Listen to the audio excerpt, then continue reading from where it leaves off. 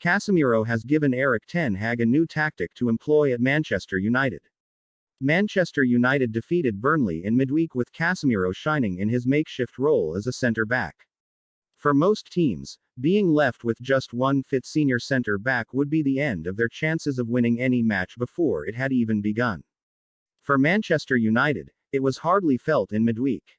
Harry Maguire missed a chance to stake his claim following an unfortunately timed illness, meaning that Casemiro was the man elected to partner Victor Lindelof in the heart of the United defense.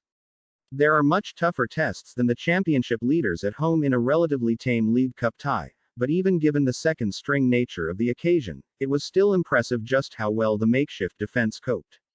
Aaron Wan-Bissaka shone with his performance at right back, and Tyrell Malacia was industrious in his work on the left, though it was Casemiro who probably had the best game, with an effortless display in his deeper role.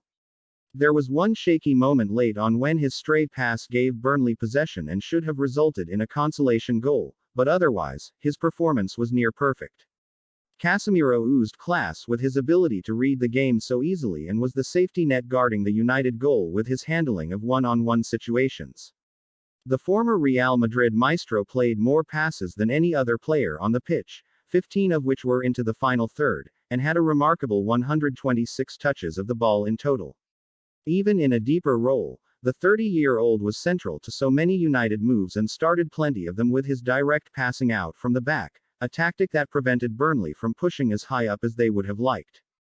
Ten Hag is eager for his sides to play out from the back where possible, and Casemiro was the embodiment of that, not only keeping things simple with safe passes to teammates but also knowing when it was worth taking a risk with a riskier long ball. It meant that while United lost arguably their best midfielder, they gained a unique defensive option who could well prove to be a viable option going forward in certain matches. What was equally impressive was his defensive contribution, as he finished the game with 2 blocks, 9 clearances, and 1 interception.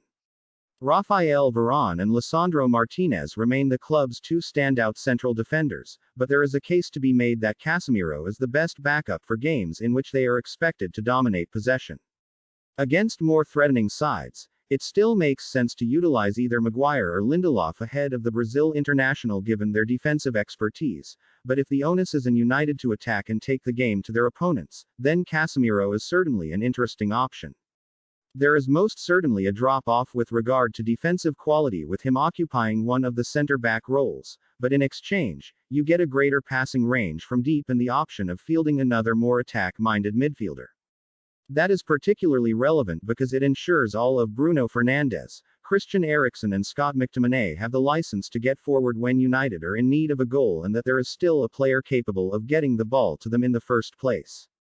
Going forward, there are unlikely to be many more opportunities that would require such a desperate selection, but if United find themselves chasing a match with time running out, then it might well be tempting again. Casemiro isn't only one of their best midfielders, he might be one of their best defenders too.